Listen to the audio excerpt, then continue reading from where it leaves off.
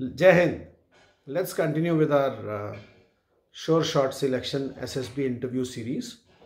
Now, the interviewing officer may ask you as to what are your spare time interests, what are the games and sports that you have played, any special achievements that you've got in these. Tell me about your hobbies. Uh, Tell me also about your routine on a working day as also on a holiday, from the time you get up in the morning till the time you go to the bed, and any reading, writing or internet surfing if you have any. You may start with your spare time interest.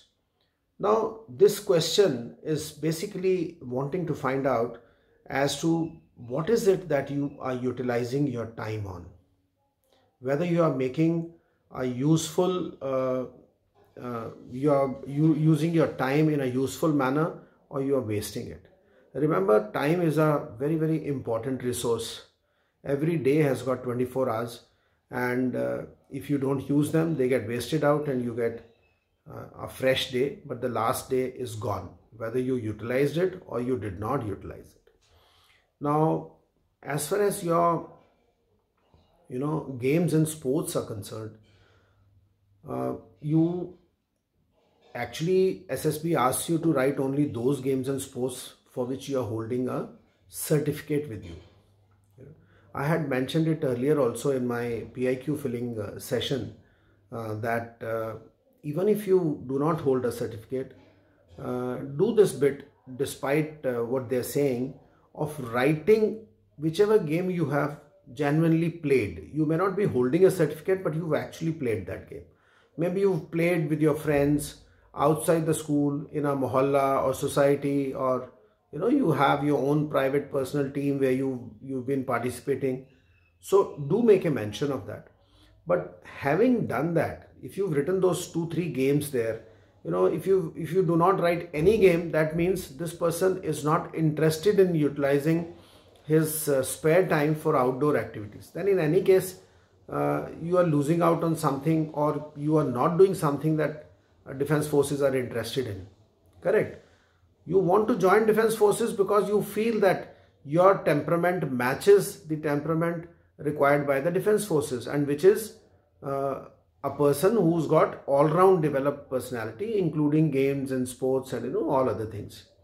So you've mentioned 2 to 3 games there, but having mentioned, suppose you've mentioned football there, then do some research on football. Do not simply make a mention when I ask you, okay, which position do you play football? You don't know that. How many players are there in a team? You are not aware. If I ask you what are the dimensions of football field, that you are not aware. Size of the goalpost, your favorite player, which club does he play for? What are the fouls in football? How many referees are there? Correct. So if you've written a game, do a lot of Google research and find out. These days it's so easy. Google Baba will tell you anything and everything. So make notes on that particular thing for about a page or 2, and remember or refresh those facts. Similarly, if you've written hockey or squash or anything that you've played, you simply cannot say, sir, I just played it casually. That also shows your casual attitude or casual approach towards it. Even if you've played casually, do a thorough research on that and be aware of it, right? If you've done swimming, so write swimming there, but know what are the different types of strokes in swimming. You simply can't say, sir, I swam in a village pond, so I'm not aware of it. If you are interested there, then your interest should push you to know more about that particular thing. Otherwise, that means you were not interested. It was forced upon you, right? So as far as games are concerned, do that. And if you've actually represented your team, of being a captain in your school or captain of your particular team, do make a mention there in your achievements so that he asks you about it. And then also make sure that you are aware as to, as a captain, what are the changes or what are the improvements that you were able to bring about. Then only there is use of you being a captain. It's not just a designation. It is, you are made a captain because they think that you can contribute towards better improvement in your game, right? So remember that. Then comes now your hobbies. Now hobbies is a very, very vast subject, right? If you've mentioned hobbies like say you mention cooking is your hobby. If you've mentioned cooking as one of your hobbies, and when I inquire about it as to what all you can cook, and you tell me, sir, I can make a cup of tea and I can make Maggi noodles, now that is not called cooking as a hobby, right? वो तो मजबूरी हो गई ना. If it is your hobby, then you should know what are the different types of cookings. It's a steam cooking, shallow frying, deep frying. What are the differences? How a tandoor is made? What is saute? Right? What are the different types of gravies and how do you make these gravies? What is white gravy? What is yellow gravy? Then I should know everything about it. Then only I can know what is cooking all about. You say cooking, I ask you what is Ajinomoto, and you say you are looking towards the roof. What is it that he's asked me? So that is not a correct way to approach it. Now, if you have now hobbies can be, watching TV also can be a hobby. But hobbies can be divided in two categories. One is constructive hobbies and the other ones are not so constructive hobbies. Now, if you say reading is your hobby, then yes, it is a constructive hobby. But if you say watching TV is your hobby, yes, that is also a hobby, but then it's not a constructive hobby. I often say that it's called, TV is also called an idiot box. Actually speaking, it's just a box. Idiot is sitting in front of it and watching.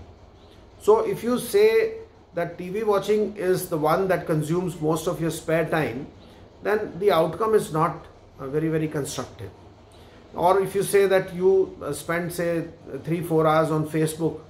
Now what is it that you find on Facebook? Somebody has posted photographs, somebody says, I made this food and posts a photograph of that, or I am going to the washroom, I am coming back from washroom. You are just peeping into the lives of others or what they are trying to show you, but at the end of it you don't achieve anything. But if you say reading as one of your hobby, or maybe playing a musical instrument is one of your hobbies, or any other hobby for that matter, it can be coin collection, stamp collection, which used to be traditional hobbies earlier. But today you have a vast variety of things that you can have as hobbies. Sketching can be a hobby, painting, drawing, or any of these can be hobbies. But having mentioned it, then also be prepared to answer certain questions about your hobby. If you suppose you say coin collection is my hobby. Now first and foremost is, what is coin collection called? You should know the technical name for that. Which is the first coin that you got? Which is the latest coin that you have? Which is your best coin that you have? Which is the largest coin, the smallest coin? How many coins you have?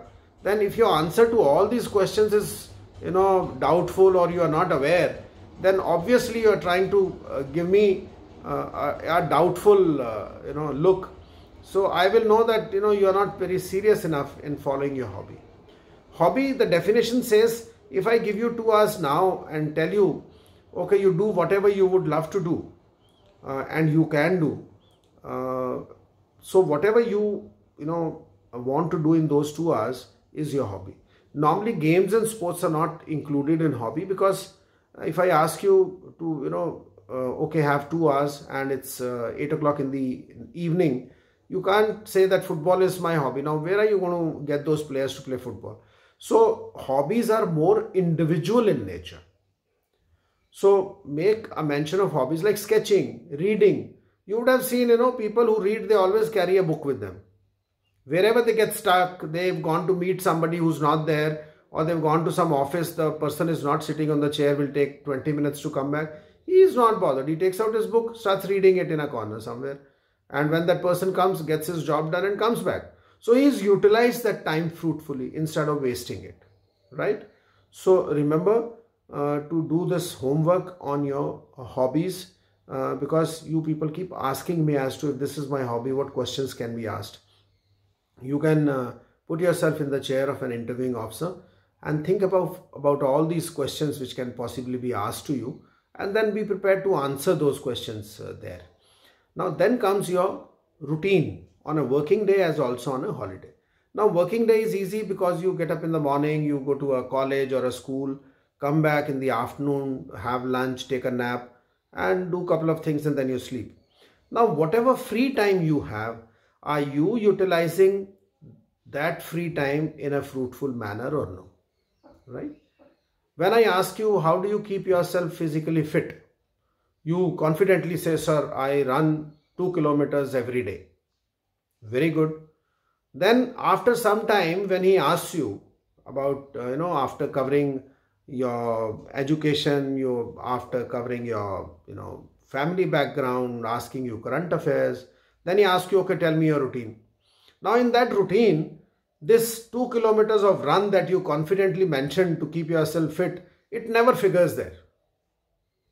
Right? So that gives a doubt, that puts a doubt in the mind of interviewing officer that what you told him earlier, that you run 2 kilometers to keep yourself physically fit, possibly was not correct. But it doesn't stop there. Then he possibly may ask you, okay, how much time do you take to cover those 2 kilometers? And suppose your answer is now, sir, I take half an hour to cover those 2 kilometers. Right? Now anyone who runs would know that running 2 kilometers does not take more than 13, 14 or maybe 15 minutes. If you are a slow runner, even if you say 16 minutes, possibly it will pass 16, 17. But it does not take half an hour. Then now it is confirmed that whatever you were telling earlier was just to impress the interviewing officer, and it was not a fact. Right? Because whatever you said earlier does not match. If you do a particular thing, it cannot happen that it doesn't figure in the routine that you are mentioning.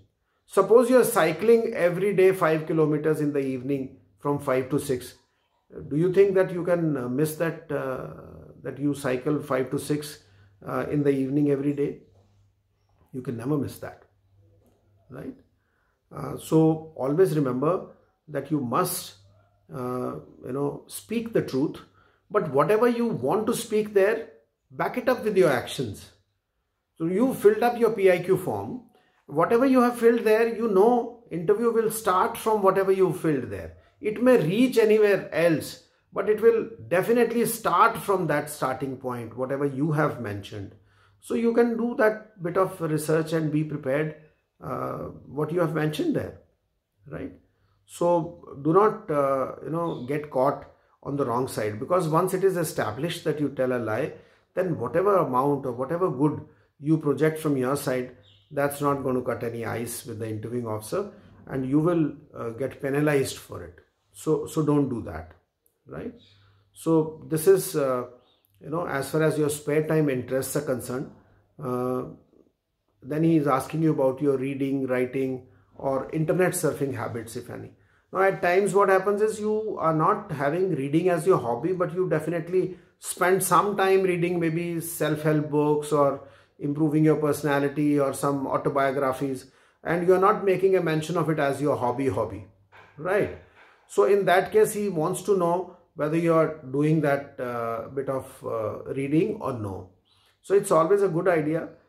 Pick up any book or a novel, start reading 10 to 15 pages every day, and you will find an average book is about 250, 300 pages.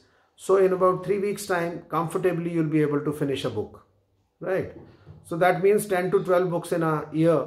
It's a very, very reasonable target that you will be able to finish, and you'll form a very good habit. An author spends about 8 months to 1 year to write that book, and in about 3 weeks time you've gathered all that experience of that author. So what better thing can be there than reading? So develop reading as your habit. You read newspaper for 1 hour, it will widen your horizons, keep you aware. You can speak something to people when you meet in any gathering because you are aware, right? Same way when you read about a particular book, the author takes you to various countries. He describes various traditions, cultures of other places, so your horizon widens. So do that. Then is the internet surfing habits. Now, I want to know that, what is it that you surf on internet? it should not happen that at your age you start surfing from one end and end up in pornography, right? So if you say that, you know, you spend say 1.5 or 2 hours on internet every day. Now, as an interviewing officer, I want to know as to what is it that you spend those 2 hours on. You know, is it that you spend all those 2 hours on the Facebook, or is it that you spend it on certain sites which are useful to you? If you spend it on certain sites, when I ask you, okay, describe 4 websites or 4 sites that you regularly visit, then you can't say Google search. Google search is an engine.